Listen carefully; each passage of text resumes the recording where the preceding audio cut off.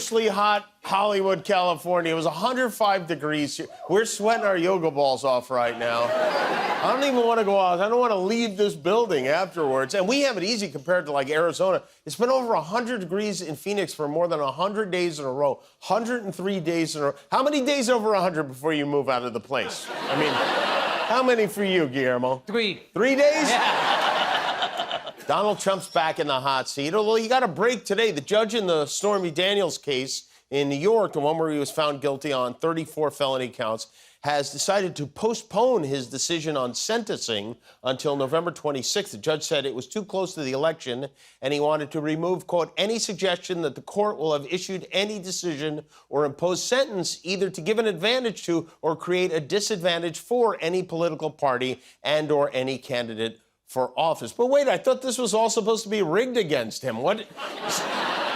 But now we have to wait until after the election to find out if Trump's going to jail or not. Trump could become the first president who on Thanksgiving has to have the turkey pardon him.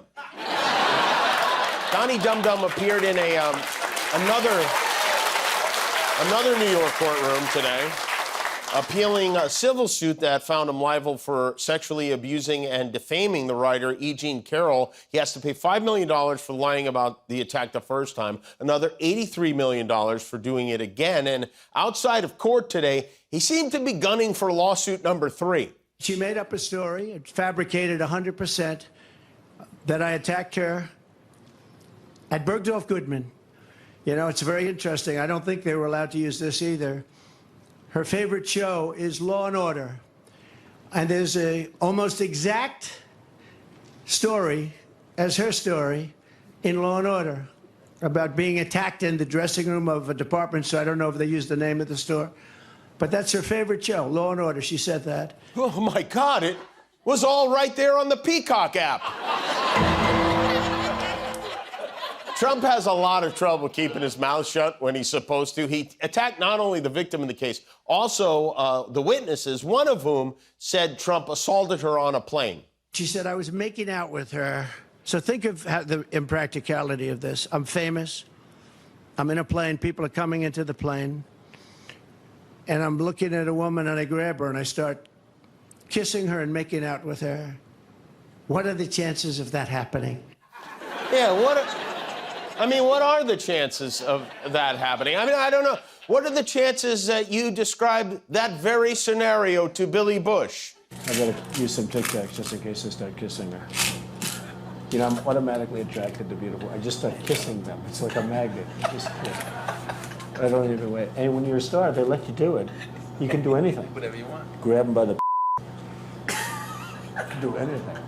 The one thing he wasn't lying about was that. That's, I mean, and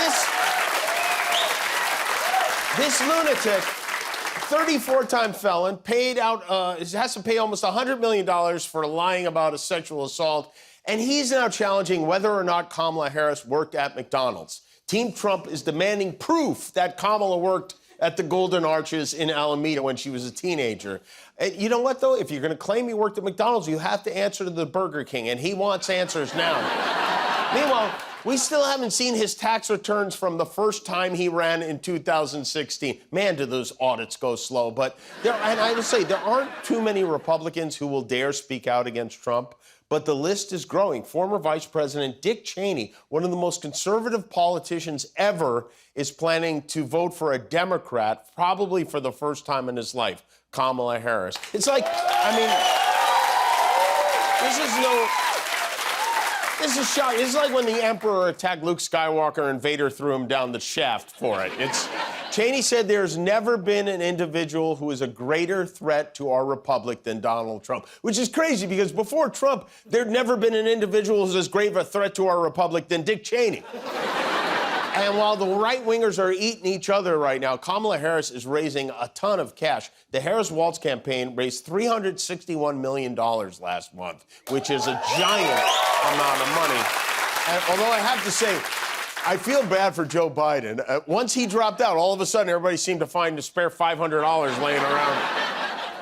Kamala's got the money, she's got the momentum, and a secret weapon named Tim Walz, who was the first person to dub Trump weird, and now he's having a lot of fun watching Trump spin out about it. Here's Tim Walz after seeing Trump on a Fox News town hall. I did watch part of it last night. 11 times, Donald Trump explained to us that he wasn't weird.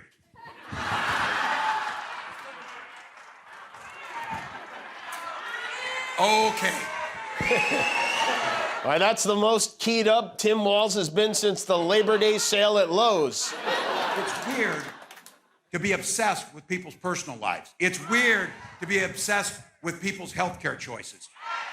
It's weird to continue to talk about sharks and batteries and boats and things like that. Don't forget windmills. You must not forget the windmills.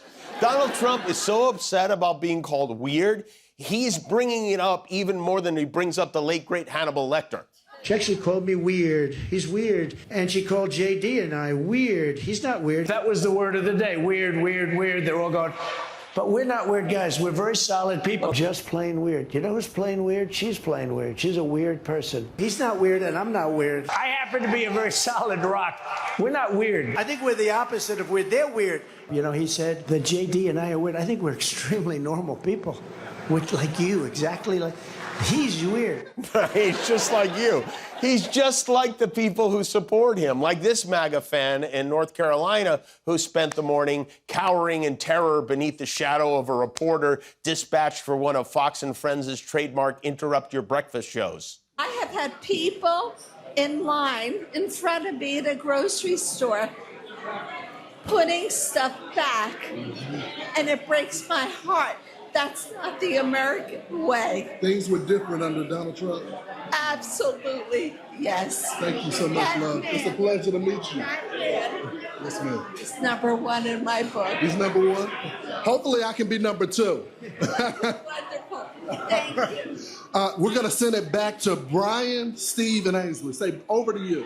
Okay. Over to you, Brian, Steve, and Ainsley. Thanks, guys. Thanks, Lawrence. I'll accept that toss. Yeah. Might be time to descale the coffee machine in that diner. Trump was asked yesterday what his plan is to bring down the cost of childcare so that Americans who have preschoolers can go to work. J.D. Vance, his running mate, suggested they stay with their grandparents. And Trump's answer was somehow even worse. He went into some nonsensical jag about tariffs and how that was going to pay for it, because this is not a subject he cares about. This is not something he is even thought about. People keep asking what his plans are for this or that. They don't understand. He has no plans. His only plan is to try to stay out of jail and give money to the people who give him money. That's the plan from the beginning to the end. He wants to put Elon Musk in charge of American business. Great idea. Why not make Colonel Sanders the Secretary of Agriculture while you're at it, too? Yesterday, Trump said that if he wins again, he's going to create a government efficiency commission and put Elon Musk in charge of that commission. And why not? He did such a good job with whatever Twitter is called now. In just a matter of months, he was able to turn one of the most popular social media platforms in the world into a neo-Nazi porno site with no advertisers. Even the people selling Chinese boner pills don't trust Elon Musk.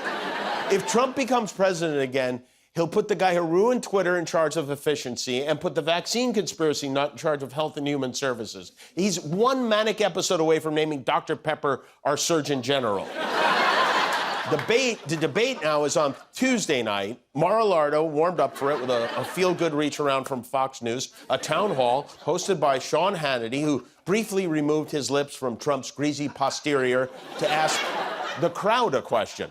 I think this should be a question asked in every presidential election, and I'll ask the people here in Harrisburg, are you better off than you were 4 years ago? Okay. I didn't know dementia was contagious. I don't know about those people, but I do remember where we were 4 years ago when Donald Trump was running things. I don't recall it being great, but maybe I'm wrong. Maybe I'm biased. Maybe the COVID clouded my brain or something. So let's fire up the old Doc Brown DeLorean to see where we were back when in the wonderful world of 4 years ago. Welcome, time traveler, to the wonderful world of 4 years ago. Say goodbye to traffic jams and hello to traffic parties. Strike up the band and talk about healthy living. Everyone is eating clean. Don't feel like cooking? No problem. There's an empty seat in every bistro. But why leave home? Thanks to 4 years ago technology, you'll never have to go outside. Isn't that right, National Guard? Get inside! Get in your hotel! Let's go! Hey, what's that sound? Why, it's people celebrating the real hero, President Donald J. Trump. He's taking this new virus from China seriously. Kung flu. And promises a speedy victory against the dreaded bug. It's going to disappear. One day, it's like a miracle. It will disappear. And that's that. On to the newest craze, homicidal zookeepers. Ow, son of a bitch! Damn you!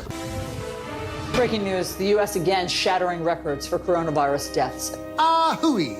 Time for Plan B. Supposing you brought the light inside the body. Plan C. You know, a lot of people think that goes away in April with the heat. Plan D. Hydroxy, chloroquine. Plan E. Slow the testing down, please. F. Staying at home leads to death also. G. The blue states had tremendous death rates. If you take the blue states out, And Plan H. the disinfectant by injection inside or almost a cleaning. And if all else fails, there's always the power of prayer.